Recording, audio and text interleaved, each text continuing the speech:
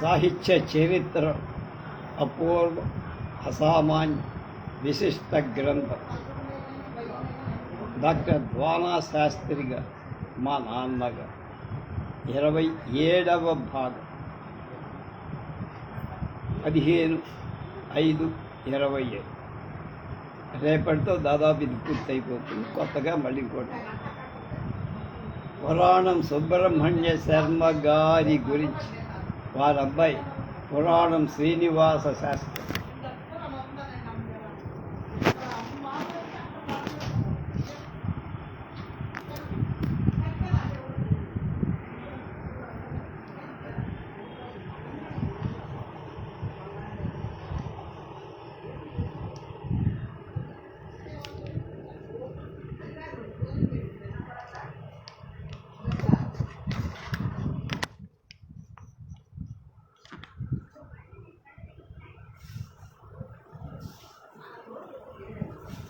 పదిహేను 8/1929 తూర్పుగోదావరి జిల్లా పిఠాపురంలో పురాణం సుబ్రహ్మణ్య శాస్త్రి గారు జన్మించారు.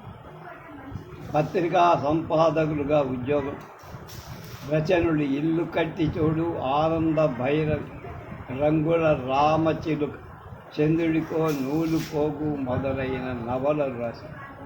చపరాసి, నీలి, కలంకాని కథా సంపుటి, మధురవాణి ఇంటర్వ్యూలు అద్భుతమైన, జేబులో బొమ్మ మైథలాజికల్ ఫ్యాంటసీ, విశ్వనాథ సత్యనారాయణ జీవిత చరిత్ర, ఇడియట్, కొమ్మూరి గొల్లపూడితో కలిసి రాసిన బురుసు నవల, చైన్ నావెల్, తెలుగు వెలుగు చలం విమర్శ గ్రంథం. 18/11/96లో చనిపోయారు. అంటే 65 ఏళ్ళే బతికి. నవలా కథా రచయిత, విమర్శకు, పత్రికా సంపాదకులై పురాణం సుబ్రహ్మణ్య శర్మ గారి గురించి వారి కుమారుడు హైదరాబాద్ వాస్తవ్యులు, వార్త దినపత్రిక ఫీచర్ ఎడిటర్ పురాణం శ్రీనివాస శాస్త్రి గారు వివరిస్తారు.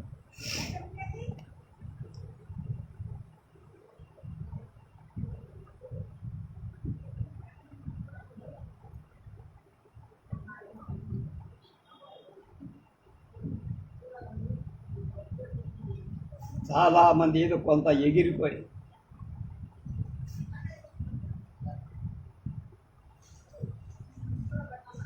మా నాన్నగారు 1929 ఆగస్టు 15 తూగోజీ పిఠాపురం పురాణం సత్యనారాయణమూర్తి సుబ్బలక్ష్మమ్మ దంపతులకు మొదటి సంతానంగా పుట్టి ప్రైమరీ సెకండరీ విద్య పశ్చిమ గోదావరి జిల్లా తణుకు, ఏలూరు, అత్తిరి.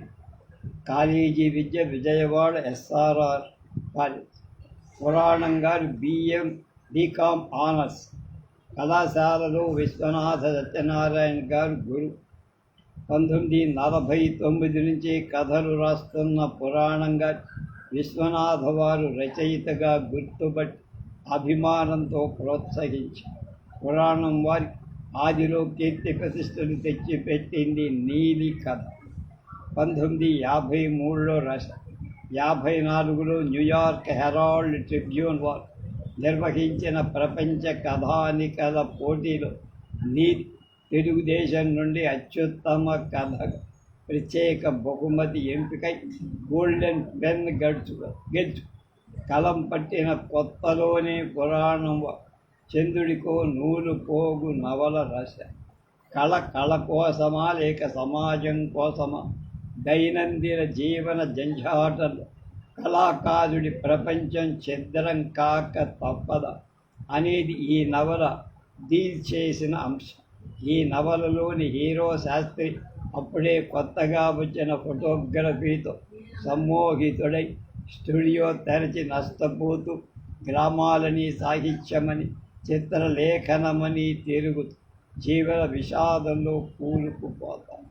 ఈ నవలలో గుడిపాటి చలంగారి కోరిన పాత్ర ఒకటి. అలాగే రోరిచ్ అనేటువంటి ప్రఖ్యాత జర్మన్ చిత్రకారుడి విషయం కూడా. శర్మ గారు చిన్నప్పటి నుంచి ఉధృతంగా చదివారు. కాలేజీలో తక్కువ సమయం, లైబ్రరీలో ఎక్కువ సమయం గడిపారు. రవీంద్ర, శరత్, బంకిం, బన్ఫూల్ ఇత్యాది బెంగాలీ రచయితలు, DH Lawrence, Dickens, Shakespeare, Shah, market twine, Somerset ma'am ఇత్యాది ఆంగ్ల విదేశీ రచయితల్ని, కాళిదాస్, భారవి ఇత్యాది సంస్కృత రచయితల్ని కూడా అధ్యయనపూర్వకంగా చదివారు.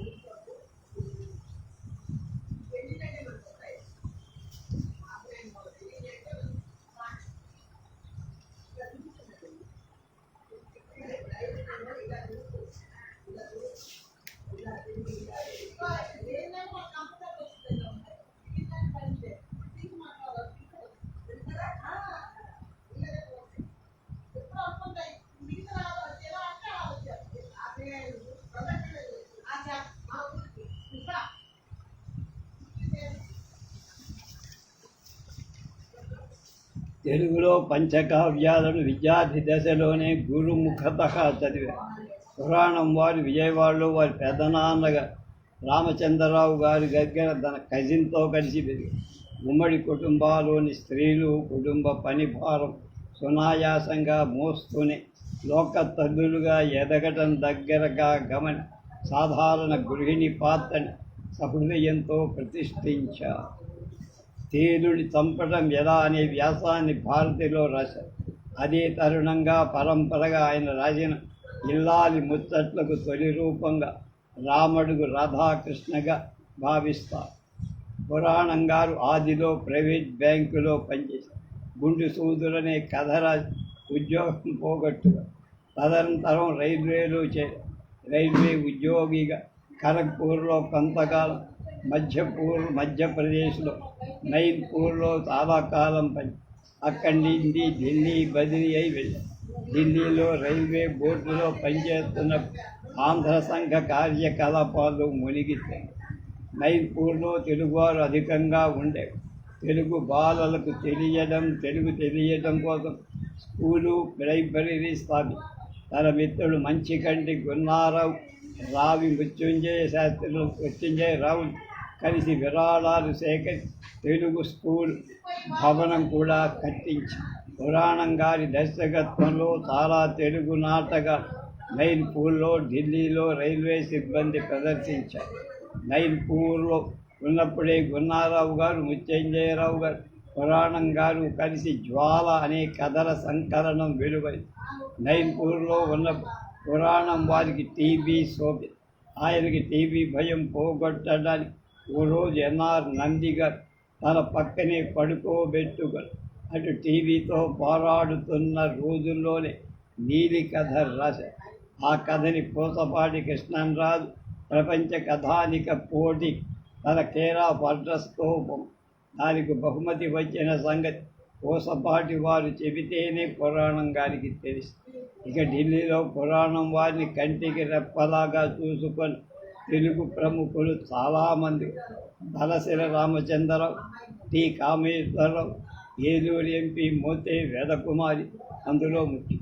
పురాణం వారి తొలి కథల సంపుటి బృందావన చప్రాస్ కథలను దేశీవారు సంపుటిగా తెచ్చి దాన్ని మోతే వేదకుమారికి అంకితం ఇచ్చారు. పురాణం రైల్వే బోర్డు నుంచి పురాణం అరకు వ్యాలీ డిబికే రైల్వే ప్రాజెక్టుకు బయలుదేరి అరకు, ఎండపల్లి వలస గిరిజన గ్రామాలు రైల్వే ఉద్యోగిగా ఉండి రైల్వే సిబ్బంది కోసం నిర్మించిన కల్చరల్ ఇన్స్టిట్యూట్లో కార్యదర్శిగా పిల్లల కోసం, పెద్దల కోసం ఆటల పోటీ, నాటకోత్సవాలు జరిపి లైబ్రరీను స్థాపించి విస్తరిస్తూ మొత్తం డిబికే రైల్వే ప్రాజెక్టులో అందరూ గౌరవించే అతి ముఖ్యుడిగా ఎదిగారు. అరకు వ్యాలీ నుంచి విశాఖ బదిలీ. విశాఖలో కాళీపట్నం రావిశాస్త్రి, అల్లం శేషగిరిరావు గారు సన్నిహిత సాహచర్యంలో గడిపారు. అప్పటికే ఆంధ్రప్రభలో ఎడమకు త్రోణుడు అని తన విశాఖ యాసలో రాసి ఉన్నారు. ఇది సాహిత్యంలో వామపక్షీయులకు ఆయన మీద గురి కలగజేసి అప్పట్లో తలశీల రామచంద్రరావు గారు ఢిల్లీ కేంద్ర ప్రభుత్వంలో ఏదో శాఖకి సెక్రటరీ. ఆయన పసుపుపై నార్లవారి పిలుపుపై 1967 పురాణం గారు ఆంధ్రజ్యోతి సచిత్ర వారపత్రిక ఎడిటర్ ఇన్ఛార్జిగా చేరారు. అంతవరకు జర్నలిజంతో రచయితగా పాఠకుడిగా తప్ప సంబంధం లేని ఆయన అవలీలగా పత్రికా నిర్వహణ యజ్ఞాన్ని నిర్వహించి రచయితై జర్నలిస్టుకు జర్నలిస్టై ఎడిటర్లకు ఎడిటరై వెళ్ళి తానొక్కరూ గొప్పవారు అవటం కాకుండా ఎందరినో గొప్పవారిని చేశారు. ఆంధ్రజ్యోతి సంపాదకుడిగా విజయవాడలో ఆయన ఐవి సాంబశివరావుతో స్నేహం. ఐవితో స్నేహమే తీవ్రవాద వామపక్ష భావాల వైపు మళ్లించి ఆది నుంచి ఆయనలో వామపక్ష ధోరణి ఉండనేవని పురాణం వారి శివకాంత కథలు హీరో ఐవి అని ఆయన స్నేహితులందరికీ తెలుసు.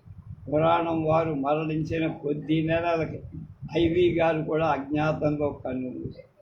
మొట్టమొదట కన్యాశుల్కం సీరియలైజ్ చెయ్యడం, బారిస్టర్ పార్వతీశం 2-3 భాగాలు రాయించడం, కాళీపట్నం చాసు రవిశాస్త్రి చేత మళ్ళీ రాయించడం, వడ్డెర చండీదాస్, మైల్, బివిఎస్ రామారావు వంటి ఎందరో పవర్ఫుల్ రచయితను కనిపెట్టి మెరుగులు పెట్టడం, శంకరవంచి సత్యం చేత అమరావతి కథలు రాయించడం, శ్రీ చేత ప్రశ్నలు జవాబులు శీర్షిక నిర్వహింపచేయటం, ఎంవిఎల్ చేత యువతరానికి సమాధానాలు చెప్పించడం, 1000 ఏళ్ల తెలుగు పద్యం శీర్షిక కింద పద్య విద్య విశిష్టతను గుర్తు చేయటం,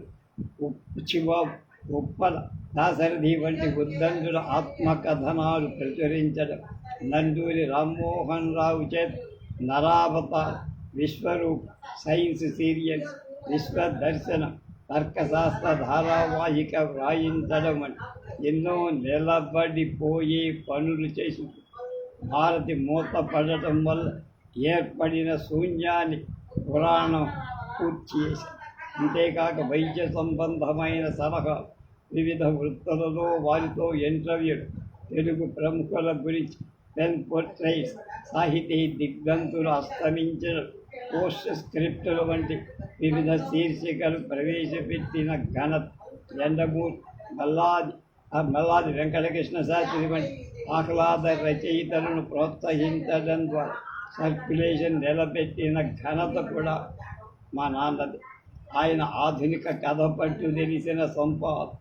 ఆయన గురుత్వంలో తెలుగు కథ ఆయుధంగా ఎదిగి సాహిత్యంలో పెద్ద పీట ఆక్రమించి పురాణం వారి కథలు నీలి, బృందావనం, చప్రాసి, శివకాంత, కలకానిది కథా సంపుటాలు వచ్చి చంద్రుడికో నూలుకో, ఇడియట్, కుమ్మూరి గొడుపాడుతో కలిసి గొలుసునవ, ఇల్లు కట్టి చూడు, పారిపోయిన చిలక, రంగల రామచిలుక, నవరాత్రి అన్నింటికీ తెలుగులో మొట్టమొదటి సోషియో మైథలాజికల్ ఫ్యాంటసీ జేబులో బొమ్మ నవల రాసి 1971లో ఆయన నీలి కథల సంపుటి రాష్ట్ర సాహిత్య అకాడమీ అవార్డు, ఆంధ్రజ్యోతి జనపత్రికలో గృహ రాజకీయాలు 7 డైలీ ఫీచర్ ఒక ఏడాది దిగ్విజయంగా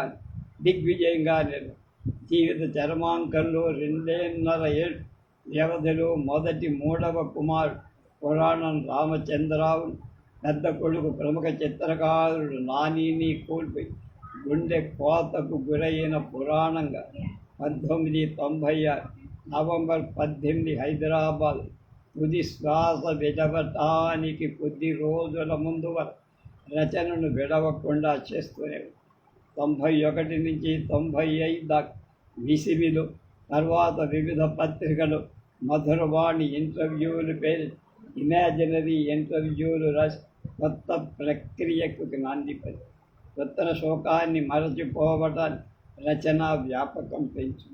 కేంద్ర మానవ అభివృద్ధి శాఖ ఫెలోషిప్ 1995, 93, 95 మధ్య విశ్వనాథ సత్యనారాయణ గారి జీవిత చరిత్రను అద్భుతమైన రచన శ్రీ జీవిత చరిత్ర రాసి 1992 కొంతకాలం తిరిగి 1993లో కొంతగా తెలుగు విశ్వవిద్యాలయం జర్నలిజం శాఖలో పనిచేసి తెలుగు జర్నలిస్టులకు ఉపయోగపడే డిక్షనరీ కూర్పులో సాయపడి 1889, 91 మధ్య ఉదయం వారపత్రిక సంపాదకత్వం లేదు. ఆ పత్రికలో రామజన్మభూమి, బాబరీ మసీదు వివాదంపై నిష్పాక్షిక సంపాదికయ్యారు రాజు. ఆ పత్రికలో సంచలన అధ్యాయాన్ని తెరిచారు. అలాగే అందులో ఆలాపన అని విలక్షణ శీర్షిక కూడా నిర్వహించారు. దీన్నే ఆయన బిఏకే రంగారావు గారు చేశారు. మారు పేరుతో నవరాత్రి అనే నవల రాసి పురాణం వారి రచనలన్నీ ఒక ఎత్తు, ఇల్లాలి ముచ్చట్లు ఒక్కటి.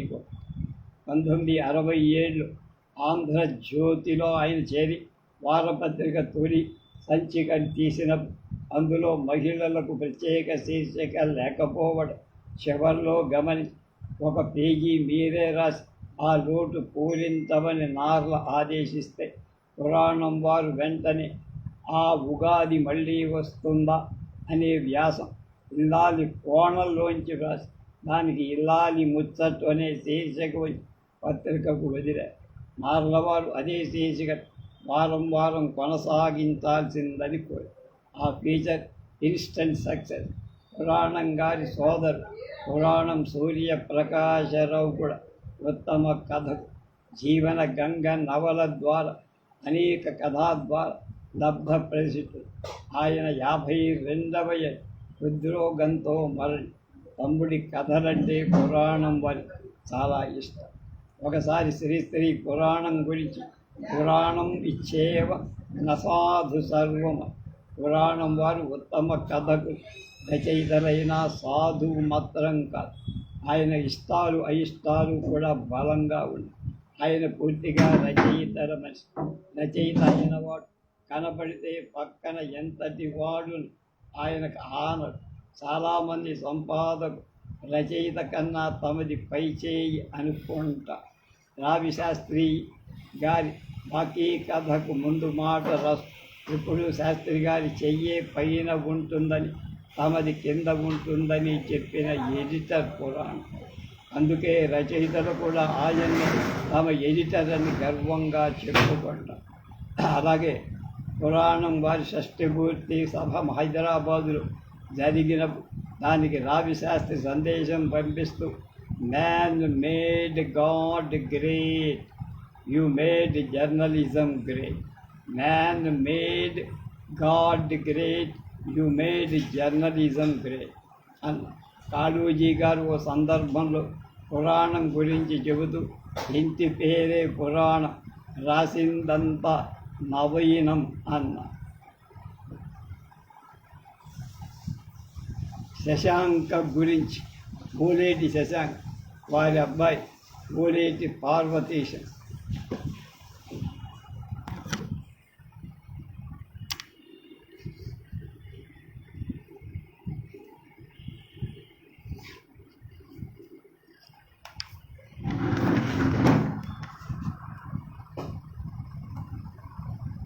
శశాంక గారు 8/12/1929 తూర్పుగోదావరి జిల్లా పిఠాపురంలో జన్మించి పూర్తి పేరు ఓలేటి సుబ్బారావు.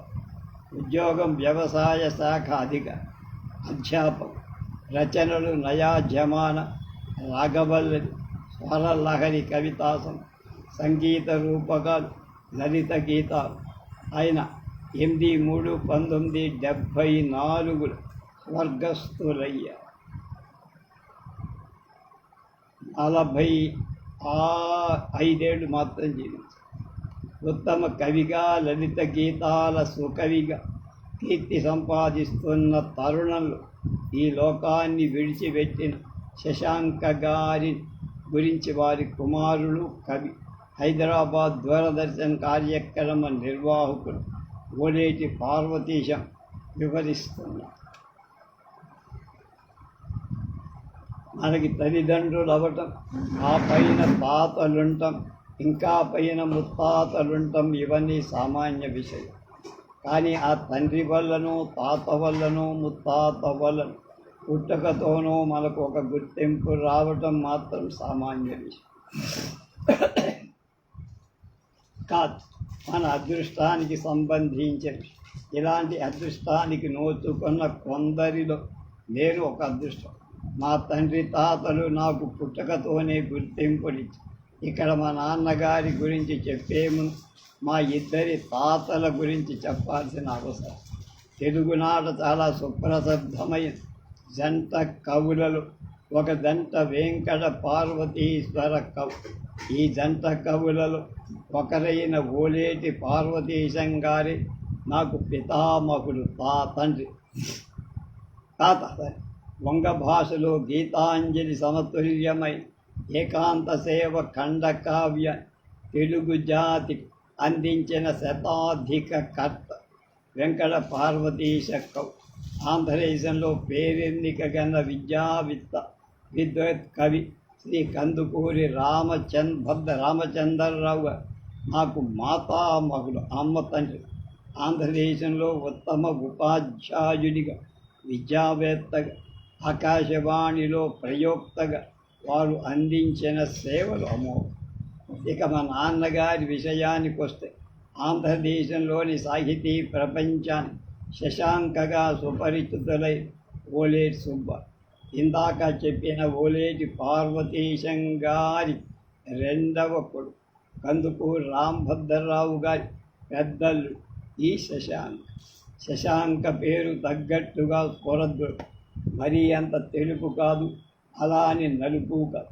చామనచ మంచి పొడగది అని చెప్పుకోంత పొడగు కాదు, అలా అని పూర్తి కాదు. కాస్త మధ్యస్థంగా ఉండే ఎత్తు ఉండే, పెద్ద లావు కాదు సన్న, కాస్త లావి కనిపించే అవకాశం. ఇక మిత భాష అని చెప్పలేను, కానీ మృదు భాష. ఎందుకంటే ఏమాత్రం పరిచయం లేని వ్యక్తే ఎక్కడో ఏ బస్ స్టాపులో 5 నిమిషాలు మాట్లాడితే ఆయనను దశాబ్దాల పాటు గుర్తుంచుకునే వ్యక్తిగా, వ్యక్తిత్వంతో, కవిగా, కవిత్వంతో చిరకాలం గుర్తుండిపోయిన మధుర మంజుల మనోజ్ఞమూర్తి మా నాన్న శశాంకగా. 1929 డిసెంబర్ 8 తూగోజీ పిఠాపురంలో నాన్న జన్మించి పార్వతీశం సుభద్ర దంపతుల 6 సంతానంలో 5వ. చిన్నతనం నుండి దుడుకుగా ఉండే ఈ కొడుకు గురించి సాత్వికుడైన తండ్రి పార్వతీశంగా తరచు బెంగపడేవారు. మా మేనత్తలు చాలాసార్లు చెప్పారు, దూకుడుగా ఉండే చిన్నప్పటి స్వభావం, కాస్తంత హెచ్చు స్థితిలో ఉండే అభ్యుదయ భావాలు చదువును వెనక్కి మా నాన్నగారి అభ్యుదయవాది ఆలోచనలోంచి ఆచరణలోకి వచ్చిన సన్నివేశాలు చాలానే ఉండేవట. మా మేనత్తులు చెప్పిన సంఘటన ఒకటి జ్ఞాపకం. ఇంట్లో 10 బస్తాల ధాన్యం ఉంటే మనం ఇంటిల్లిపాది తిన్న మనకు 2 బస్తాల ధాన్యం సరిపోతాయి. అలాంటప్పుడు ఆ పైన ఇన్ని బస్తాలు దాచుకోవడం అన్యాయమంటూ రాత్రిపూట బండి తెప్పి ఆ బండిలో పై ఉన్న 8 బస్తాలు ఇల్లు దాటించారు. ఊళ్ళో తిండి లేని జలానికి పెంచారు.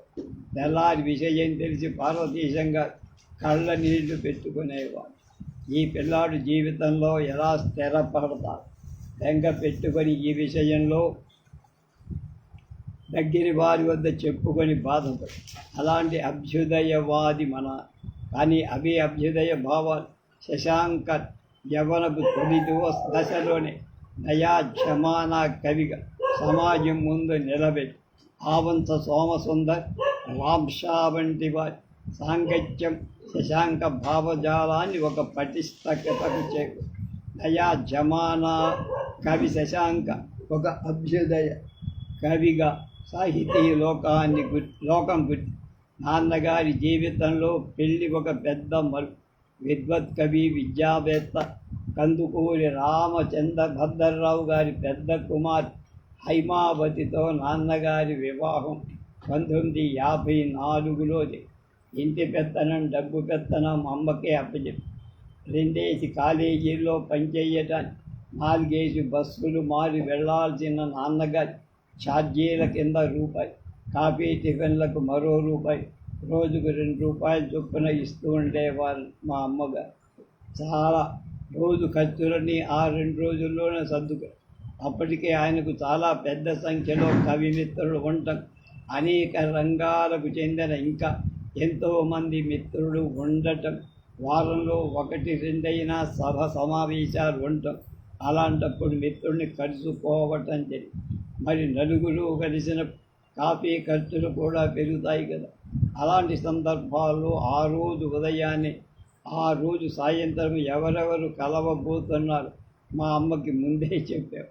అలాంటప్పుడు అదనపు కాఫీ ఖర్చుల కోసం మరో 2-3 రూపాయలు అదనంగా ఇచ్చేవారు అమ్మ.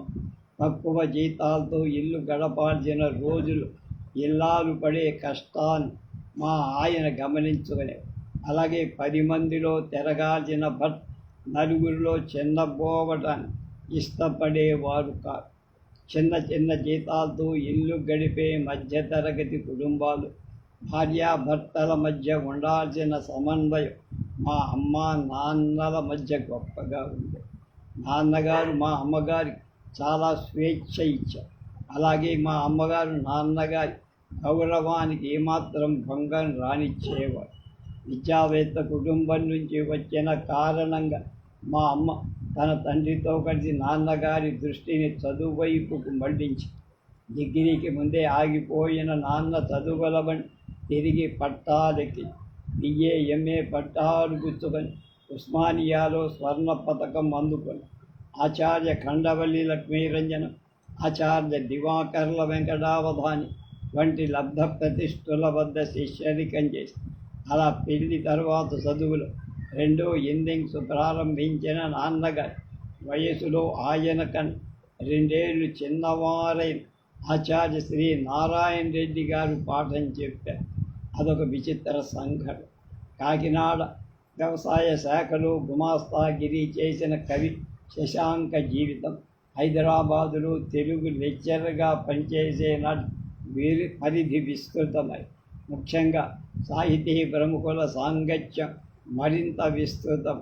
దేవులపల్లి కృష్ణశాస్త్రి గారు, పింగళి లక్ష్మీకాంతం గారు, కాళూజీ నారాయణరావు గారు, దాశరథి శేషేంద్ర సార్, హరిపిరాల విశ్వం, ఇరివెంటి కృష్ణమూర్తి, ఎస్పి జోగారావు, ఆరు ఉషశ్రీ, శ్రీశ్రీ, కుందొత్తి, పోరంకి దక్షిణామూర్తి, వడా ప్రగడ సత్యనారాయణమూర్తి, జలసూత్రం, నటరాజ రామకృష్ణ, ఏఆర్ కృష్ణ, ఇలా ఏ మార్గానికి చెందిన కవులైన, రచయితలైన, కళాకారులైన ఎందరెందరికో ఆయన ఆప్తవర్గంలో చేరి. నయా జమానా, రాఘవల్లరి, స్వరలహరి, ఈ 3 ఆయన ముద్రిత రచనా సంపుట, ఈ 3 గేయ సంపుట, పద్య కవిత, వచన కవిత, వ్యాసాలు, అడపాదడపా చిన్న పిల్లల కోసం కథలు రాసిన ఆయన ప్రధానంగా గేయ కవిగా సాహితీ లోకంలో పరిచయమై, ఆకాశవాణి గేయ కవి ముద్దడు మా నాన్నగారిపై మరింత బలంగా వందలాది గేయాలు ఆకాశవాణిలో ఆయన రాసినవి ప్రసారమై, పాలగుమి విశ్వనాథ గారి విశ్వనాథం గారి సాంగత్యంలో సంగీత సాహిత్యాలు ఒక చోట చేరి ఎన్నో సంగీత రూపకాలను ఆవిష్కరించి, వసంత శోభ, దీపలక్ష్మి, పచ్చతోరణం, రత్నమే శ్రీరామరక్ష, ఇలా ఎన్నెన్నో సంగీతలు, మంగళంపల్లి, శ్రీరంగం, వెంజమూరి లక్ష్మి, చిత్తరంజన్, కేబీకే మోహన్ రాజ్, ఎస్పి బాలసుబ్రహ్మణ్యం, జానకి, వేదవతి ప్రభాకర్ వంటి ఎందరో ప్రసిద్ధులైన గాయని గాయకులు శశాంక గీతాలు ఆకాశవాణిలో అనేక వేదికలపై రసరమ్యంగా ఆలపించి, శశాంక పాట ఎంతో లలితంగా కృష్ణశాస్త్రి పాటను గుర్తుకు తెస్తూనే తనదైన వైవిధ్యాన్ని ప్రస్ఫుటంగా ప్రకటి, వసంత శోభ అనే సంగీత రూపకంలో వసంత ఋతువు వర్ణన చేస్తూ సాగిన గీతానికి పల్లవి, ఇతర ఋతుఛాయలు కూడా ఈ వసంత ఋతువులోనే ఎలా గోచరిస్తాయి అత్యంత ఆసక్తికరంగా కల్పన చేశారు మా నాన్న శశాంక్. తిరగవే తిరగవే తిరగవే రాట్నమ, తిరిగి లోకపు తీరు దిద్దవే రాట్నం అంటూ రాట్నమే శ్రీరామ రక్ష అన్న సంగీత రూపకంలో రాట్నం తిరిగితే సామాన్యుడికి దశ తిరుగుతుందని ఆకాంక్ష గేయాత్మకంగా సుప్రసిద్ధ వైణిక సార్వభౌము ఏమని శంకర శాస్త్రి స్వర రచన పదరచన చేసి శకుంతల దుష్యంతుల ప్రణయ పరిణయ రసబంధురంగ గేయాకృతిగా మలిచారు. తొలి పొద్దు కళలు మునిపల్లె వాటిలు. అలాగే పల్లవితో సాగే ఈ గీతం ఈ మాసం పాటగా ఆకాశవాణిలో ప్రసారమై అశేష ఆంధ్ర ప్రజానీక నుండి విశేష జనాదరణ అలా ఉదహరిస్తూ పోతే ఎన్నెన్నో 1960 దశకంలో 70 దశకంలో రవీంద్ర భారత్ ఆంధ్ర సారస్వత పరిషత్తు వంటి వేదికలు ఎన్నో కవి సమ్మేళనాలు సాహితీ రూపకాలు సారస్వత సమ్మేళనాలు భూమికలై నిలిచారు. అటువంటి వేదికలపై నుండి దివాకర్, కుందు, దాసరి, వానమామలు, కాళోజీ, సినారి, శ్రీశ్రీ, ఆరుద్ర, శేషేంద్ర వంటి మహాకవులలో శశాంక గళం పని కవి పండితుల ప్రశంసలు అందు.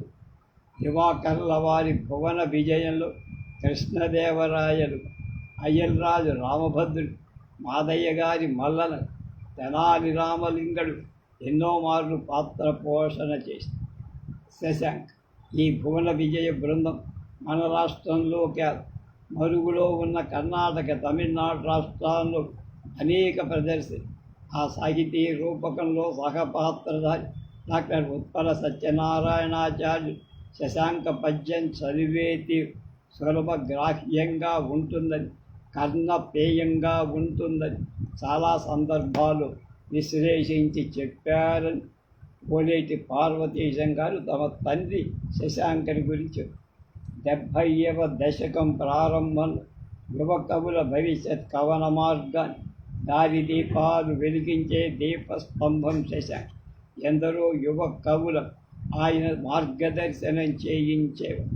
ముఖ్యంగా ఉస్మానియా విశ్వవిద్యాలయ విద్యార్థి రచయితల సంఘం ఏర్పడిన తొలినాళ్లలో ఆ సంఘానికి గౌరవాధ్యక్షులుగా ఉండి యువ కవుల ప్రేరక శక్తిగా ఉండే కడప రామారావు, సుధామ, వై రామకృష్ణారావు, దేవరాజు మహారాజ్, కపిల రామ్మోహన్ రావు, మురళీధర్ గౌడ్, పాండురంగమూర్తి, రఘుశ్రీ, చిత్రపు శాంత, పాలంకి కళ్యాణి వంటి ఆనాటి యువ కవులు ఆ రోజుల్లో శశాంక ఇచ్చిన ప్రోత్సాహాన్ని ఇప్పటికీ మరిచి 1956 సంవత్సరం ఢిల్లీలో జరిగిన ఆసియా రచయితల మహాసభలకు ముఖ్య అతిథిగా విచ్చేసి కీలకోపన్యాసం చేసిన స్వాతంత్ర్యానంత తొలి భారతీయ గవర్నర్ జనరల్ రాజాజీ ప్రసంగ పాఠం సారాంశాన్ని ప్రత్యక్షంగా రికార్డు చేసి ఆకాశవాణి ద్వారా అఖిలాంధ్ర ప్రజానీకానికి నివేదించిన సంఘటన శశాంక జీవితం ఒకానొక ముఖ్య సన్నివేశం. అలాగే అప్పటి భారత రాష్ట్రపతి డాక్టర్ సర్వేపల్లి రాధాకృష్ణన్ హైదరాబాద్ సందర్శించిన దేవులపల్లి పెంజమూరి సీతారామారావు గారు సమక్షంలో తెలుగు కవుల గుండె చప్పుడు భారత రాష్ట్రపతికి నివేదించిన ఘట్టం మా నాన్నగారి జీవితంలో మరపురాని సన్నివేశం. అపురూప ఎత్తు పల్లాలు దాటుబడి చీకటి వెలుగుల మధ్య సాగిన నాన్నగారి జీవితం అర్ధాంతరంగా ముగిసింది. 1974 మార్చి 8న తన 45 ప్రాయంలోనే పరమపదించి అమావాస్య నుండి పౌర్ణమికి జరిగే ప్రస్థానంలో చవితి నాటికి పున్నమి వెలుగులు ప్రకటించిన చంద్రరేఖ శశాంక్. పూర్ణ జీవి కాకపోయిన ధన్యజీవి.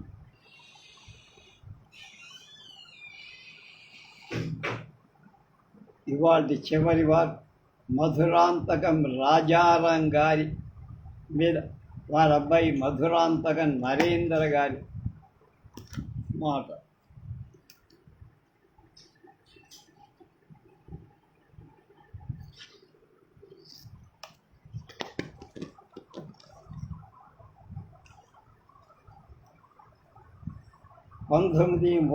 అక్టోబర్ 5 చిత్తూరు జిల్లా మొగరాల గ్రామంలో జన్మించారు. ఉపాధ్యాయ వృత్తి చేసి రచనలు కమ్మతెమ్మె, చరమాంక్, తాను వెలిగించిన దీప, మధురాంతకం, రాజారాం కథలు మొదలైన రాశారు. ఆయన 1999 ఏప్రిల్ 1 స్వర్గస్థులయ్యారు. 69 ఏళ్ళే జీవించి. ఒకసారి దీన్ని వాళ్ళ అబ్బాయి మధురాంతక నరేంద్ర కూడా గొప్ప రచయిత కథలు. మనిషితనం కోసం నిరాడంబరంగా జాతీయతా ముద్రతో కథా సాహిత్యాన్ని పుష్టిమంతం చేసిన ఉత్తమ సహజ కథా రచయిత మధురాంతకం రాజా. వీరిని గురించి వారి కుమారుడు కథా రచయిత తిరుపతి వాస్తవ్యులు మధురాంతక నరేంద్ర గుండె విప్పి చెబుతున్నారు. ఒకసారి బెదవాళ్ళు ఏదో సమావేశం నా జ్ఞాపకం. ఆయన వస్తున్నారని నేను వెళ్ళి కలవటానికి వెళ్ళాను. లుంగిలో ఉన్నారు, తెల్లటి లుంగి, పైన కంచువా, ఆయన వేసుకునే కండువా ఉన్నారు, తెల్ల చొక్క. నేను స్టేజ్ ఎక్కి ఎవరికి చెప్పకుండా ఆయన పాదాలకి నమస్కారం చేస్తే ఏమప్ప నువ్వు నాకంటే పెద్దవాడివి, నువ్వు నాకు నమస్కారం చేయని వద్దు అని నన్ను లేవనెత్తిన సహృదయం.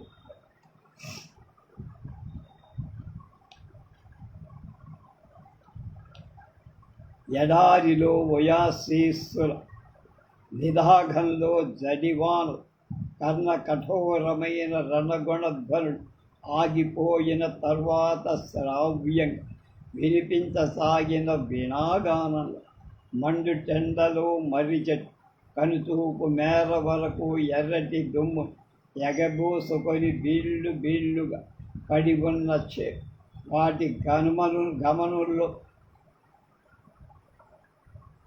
వడగాలికి గర్రగర్రలాడే బోధ దుబ్బ, ఇంకా రేణుగంప, చుట్టీత చెట్టు సూర్యరశ్మిని కత్తులుగా ఈతలుగా మార్చి 2 వైపులా పదును పెట్టి లోకంపైకి తిప్పి కొడుతున్న బండలతో నిండిన గుట్ట.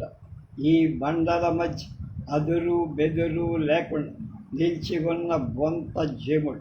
ఇలాంటి పరిసరాల మధ్యలో పాపంలో పుణ్యంలా, నిరాశలో ఆశలా, చీకటిలో వెలుగులా, మండుటెండలో ఒక మర్రి చెట్టు, హేమంతంలో మంచు నీడ తానమాడి, శిశిరంలో సాల చీర పూడ్చివేసి, వసంతంలో కొత్త చీరకై నేసి, గ్రీష్మంలో మాతృమూర్తిగా మార్గాయాసంలో దర్శన పాంధులను తన గుడిలోకి తీసుకొని స్వేదం తుడిచి సేదదీచి చల్లగా ఆతిథ్యాన్ని నరపే మర్రి చెట్టు మీద అంతరా. మా నాన్నగారు రాసిన మర్రి చెట్టు కథ అని అలా మొదలు. ఆ మర్రి చెట్టును చూసినప్పుడల్లా తనకు తన నాన్నగారి గుర్తొస్తాడని అంటాడు. ఆ కథలోని కథకు ఈ కథలో కుదిరినవాడు కాదు. మా నాన్నను తలుచుకున్నప్పుడల్లా నాకు ఆ మర్రి చెట్టే జ్ఞాపకం వస్తోందంటున్నాడు నరేంద్ర. ఒక చిన్న పేట నుంచి పట్టాలు కొండల మధ్య అదురు బెదురు పొలాలకు వేళ్లకు మధ్య ధిక్కరిస్తూ పల్లెటూళ్ళకు వెళ్ళే సాదాసీదా మట్టి రోడ్. దాని పక్క 20 ఇళ్ళున్న చిన్న పల్లె. మట్టి బాట పక్కన మట్టితో మదులు పోసి కట్టిన మట్టి ప్రహరీ గోడల మధ్య 2 బోధ ఇంటి, 2 అంకణాల వెడల్పు, 5 అంకణాల పొడవు ఉన్న ఓ బోధ ఇంటిలో ఒక వేకువ జామ్, ఇంకా పడకలపై ముసుగు బిగించి పడుకున్న కొందరు వ్యక్తులు. అక్కడేవో చాపుపై నిలువెల్లా షోలాపూర్ శాలువా కప్పుకొని కూర్చున్న మా నాన్న. ఆయన ఒడిలో దూరి వెచ్చగా కూర్చున్న 4 ఏళ్ల పిల్లాన్ని ఇంకా తెరలు విప్పని వెళ్తుంది ఆహ్వానిస్తున్నట్టు ఆయన శ్రావ్యంగా ఆలపించే శ్రీ వెంకటేశ్వర కవుల ఏకాంత సేవ. ఇది మా నాన్న గురించి నా తొలి జ్ఞాపకం అంటున్నాడు మధురాంతకం రాజారాం గారి కొడుకున్నది. రవణయ్య గారి పల్లె అన్నది ఆ ఊరి పేరు. అక్కడ ప్రాథమిక పాఠశాలలో 1వ తరగతి చదువుతున్న రోజుకో పాట కావాలని మారాన్ చేసేవాడు. ఓసారి మా నాన్న నా పైన పాటే రాసిచ్చారు. నాన్న కోసం చాలామంది సాహితీ మిత్రులు ఈ పల్లెటూరికి తరచుగా వచ్చారు. వాళ్ళందరూ బయటి ప్రపంచాన్ని మరిచిపోయి ఏవేవో సాహితీ చర్చలు చేసి నాన్న దగ్గరే కూర్చొని ఆ కబుర్లంతా శ్రద్ధగా వినేవాడిని. తర్వాత పల్లెటూరు నుంచి 3 మైళ్ళ దూరంలో ఉండే దావల్ చెరువు ప్రాథమిక పాఠశాలకు బదిలీ అయ్యాం. చిత్తూరు నుంచి అంటే తిరుపతి నుంచి కాణిపాకం వెళ్తుంటే తిరుపతి దాటంగానే మనకి ఈ దామల్ చెరువు హై స్కూల్ ఊరు కనపడు. అక్కడి చెరువు, ఆ చెరువు ఉండిందా తామర పూలు, అందులో తామర పూలు దామల చెరువు అయిందని, అంటే తామర పూల చెరువు దామల చెరువు అయిందని నా భాష్యం. అది అక్కడ పాఠాలు చెప్తుండేవారు.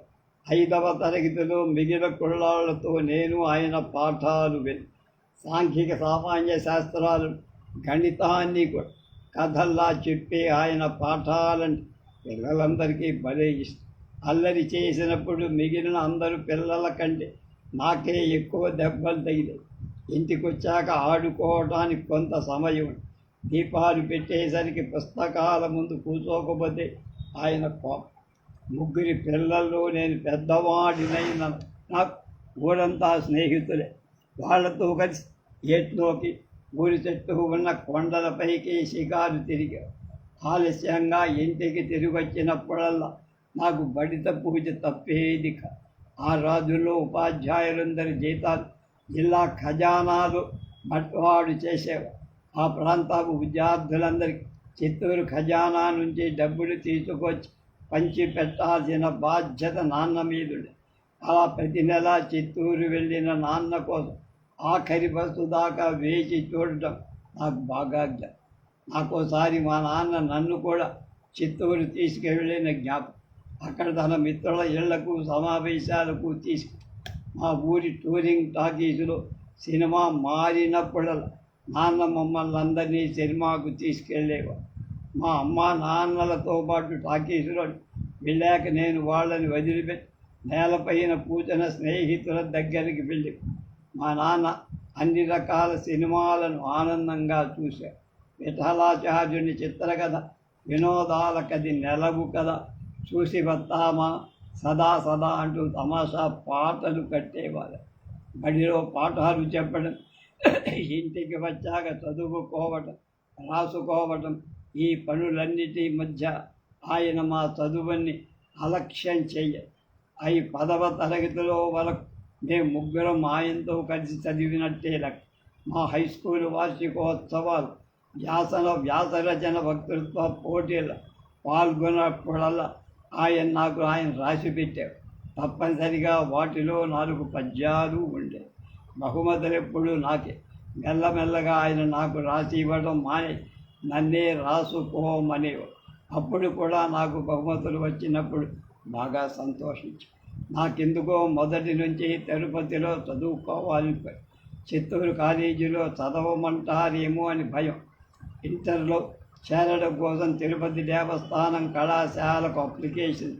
అప్పుడే మా నాన్న ఏదో సాహిత్య సమావేశాల్లో పాల్గొనడం కోసం తిరుపతి వెళ్తూ ఆయన నా మార్కుల సర్టిఫికెట్ నకలు చేత్తో రాసి పట్టుకెళ్ళి అప్పటికి పాలిటెక్నిక్ కళాశాల ప్రిన్సిపాల్గా ఉండిన ఓ సాహితీ మిత్రుడి దగ్గరికి వెళ్ళినప్పుడు ఈ సర్టిఫికెట్ అడ్జస్ట్ చేసి ఇవ్వమని అడిగి, అప్పుడు ఆ మిత్రుడు మీ వారి నేను చదవించదలుచుకున్నారని అడిగి, మా నాన్న తనదైన స్వాభావిక విషయం త్వరగా తన కాళ్లపై తాను నిలబడగలిగే చదువు అని సమాధానం చెప్పి వెంటనే ప్రిన్సిపాల్ నన్ను తన పాలిటెక్నిక్లో చేర్పించమని సలహా. అలా నేను ఫార్మసీ కోర్సులో చేరిపోయి తీరా కోర్సు ముగించాక నా పై చదువుల దారులన్నీ మూసుకుపోయాయన్న విషయం అర్థమైంది. అప్పుడు ఫార్మసీ కోర్సు విశాఖ ఆంధ్రలో ఉండేది. ఆ కోర్సులో చేరడానికి ఇంటర్మీడియట్ బైపీసీ ఎంపీసీ విద్యార్థులకు మాత్రమే అర్హత. ఫార్మసీ చదివిన వాళ్ళకి ఫార్మసిస్ట్ ఉద్యోగం సర్దుకోవటం మీద మరో గత్యంతరం ఉండేది. స్కూల్లో నాకు పాఠాలు చెప్పిన ఉపాధ్యాయులు, బంధువులు, మిత్రులు అలా నా భవిష్యత్తు అర్ధాంతరంగా అడ్డు తగిలారని మా నాన్నని విమర్శించడం మొదలుపెట్టి డి ఫార్మసీ కోర్సు తర్వాత 3 నెలల అప్రెంటిస్ ముగిశాక నేను 7-8 నెలలు ఇంట్లో ఖాళీగా కూర్చోవాలి.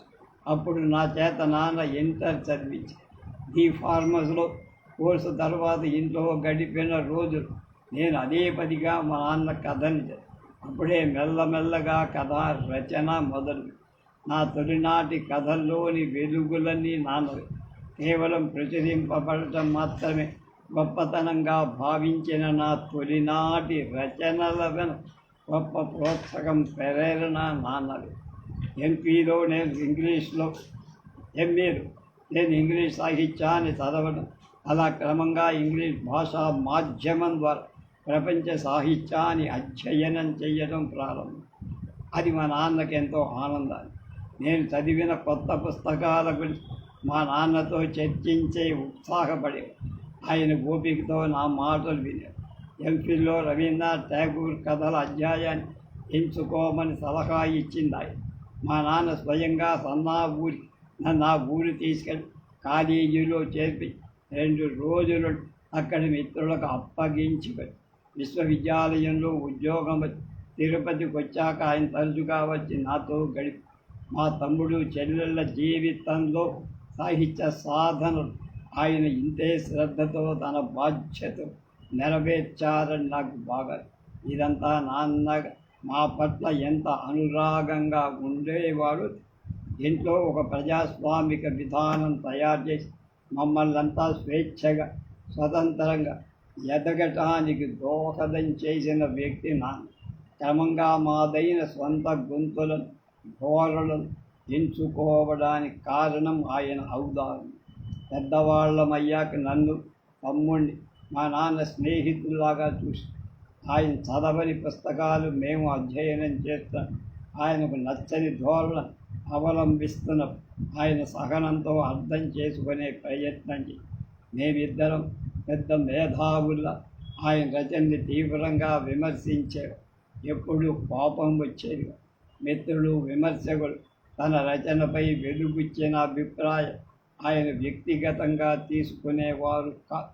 లేదంటే ఆ చర్చకు ఆయన సమాధానం తర్వాత ఆయన రాసిన కథల్లోనే దొరికి. ఒకసారి నేను ఒక సమకాలిక కథా రచయిత వస్తువుకి వస్తున్న ప్రాముఖ్యత శిల్పానికి ఇవ్వటం లేదని వారు. ఆ తర్వాత ఆయన జీవన శిల్పం అనే కథ ఆయన సంప్రదాయ కవులలో ఆధునిక రచయితలు మంచి స్నేహ సంబంధాలు. ఆయా విమర్శకులు తమ ధోరణిలో ఆయన రచనలను విశ్లేషించి ఆయన వాటినంతా జాగ్రత్తగా చదివే ఆయనదైన ధోరణిలో ఆయన నదులు బెదురు లేకుండా స్థిరచిత్తం అదొక నిష్కామ కర్మగా రాసుకుపోయింది. కరెక్ట్. ఏదైనా మంచి పని అనుకోవడానికి చేయడానికి మధ్య వ్యవధి పెద్దగా ఉండకూడదని ఆయన సలహా. ఆయన నియమాన్ని పాటించడం చేతనే ఆయన రచనలెప్పుడు సమకాలీన జీవితాన్ని వ్యాఖ్యాని భవిష్యత్తును కూడా గమనిస్తూ సాగి మనస్సునెప్పుడు చలి చలమల ఉంచుకోవాలని అనేవారు. అందులో తోడుతున్న కొద్ది నీళ్లు ఊరుతూనే ఉంటాయి. తోడడం మానేస్తే జల ఇంకిపోతుంది. మా నాన్నతో మాట్లాడుతుంటే నాకు నాతో మాట్లాడుతున్నంత హాయి. అప్పుడు రోజుల్లో క్షణాలాగా వారం రోజుల వ్యవధి వచ్చినా నా నాన్న నాకు కనీసం ఒక కార్డు మొక్క అయినా రాసేవారు. ఏదైనా వేరే ఊరికి వెళ్ళినప్పుడు తన యాత్రా విశేషాలు సవివరంగా తీరిగ్గా పూసగుచ్చినట్టు తిరుపతిలో ఉన్న అమెరికాకు వెళ్ళిన ఆయన మనస్సు మాత్రం ఎప్పుడూ చిత్తూరు జిల్లా పల్లెటూర్ల ఇక్కడ పంట పొలాలు రోడ్డు పైన తిరిగే సామాన్య జనాలు కలిసిపోయి సమూహంలో ఒకడుగా జీవించడం అంటే నాన్నకి ఇష్టం. బస్టాండ్లు రైల్వే స్టేషన్ బెంచీ పైన కూర్చొని పొచ్చైపోయే జనాలనంతా గమనిస్తూ సారసపడిన వ్యక్తితో కబుర్లు చెప్పడం ఆయన కన్నిటికంటే ఇష్టం. ఆయన సామాన్యుల్లో మాన్యుడు. మా నాన్న ఆర్థిక జీవన విధానం ఆశ్చర్యం కలిగి మాకు డబ్బుల కొరత అంటే తెలియదు.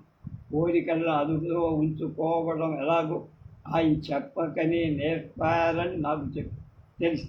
ఏం కోరినా అవి అందుబాటులో ఉండేలా ఆయన చూసేవాడు.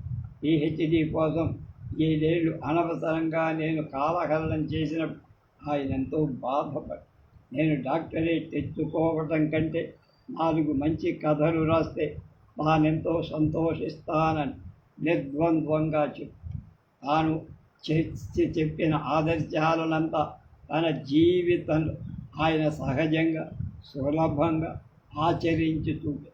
నాన్నను ఆయన తల్లిదండ్రులు మంచి కొడుగ్గా గుర్తు, ఆయనంటే ఆయన చెల్లెళ్ళు ముగ్గురిని చెప్పలేనంత బంధులోకమంతా ఆయన్ను ప్రత్యేకంగా గుర్తించి గౌరవ, స్నేహితులంతా ఆయన్ని ప్రేమి, సాహిత్యలోకం ఆయన్ని మంచి రచయితగా గౌరవ, ఆయన విద్యార్థులందరూ ఆయన గొప్ప ఉపాధ్యాయుడుగా, కుటుంబంలో మా నాన్న మంచి భర్తగా, మంచి తండ్రిగా తన కర్తవ్యాన్ని గొప్పగా నిర్వహించారు. ఇలా ఒక వ్యక్తి అన్ని విధాలలో విజయవంతం అవ్వడం ఎలా సాధ్యమైందని నేను ఆశ్చర్యం. అందుకు కారణం ఆయన మంచి మనిషి కాబట్టమే అన్నాను. మా నాన్న వ్యక్తిత్వం ఆయన మర్రి చెట్టు కథలో వర్ణించిన తండ్రి వ్యక్తిత్వాన్ని గుర్తిస్తూ ఆ కథ ఆ మర్రి చెట్టు ఆ తండ్రిని పోల్చడంతోనే ఆ కథ ఇలా ముగుస్తుంది. ఈ మర్రి చెట్టును తలుచుకున్నప్పుడు నాకు మా నాన్న జ్ఞాపకం వస్తుంది. నాన్నని తలుచుకున్నప్పుడు మర్రి చెట్టు మదిలో మెదులు, కానీ నాన్నగారు పోయారు. మర్రి చెట్టు మాత్రం అక్కడే. భూకంపాలు సంభవించకపోతే, జంఝామారుతాలు చలరి చెట్టును వ్రేళ్లతో సహా పెళ్ళకించకపోతే, బుగ్గుల కోసం కల్పతరువును పొడిచే మానవుడి అజ్ఞానం శృతిమించి రాగాన పడకపోతే, ఆ చెట్టు శతాబ్దాల పాటు అక్కడే ఉంటుంది కదా. అది మధురాంతకం గురించి చిన్న మధురాంతకం చెప్పినమ్మా. రేపు నాగభైరవ కోటేశ్వరరావు గారి గురించి వారి అబ్బాయి నాగభైరవ వీరబాబు ఏం చెప్తారో తెలుసు.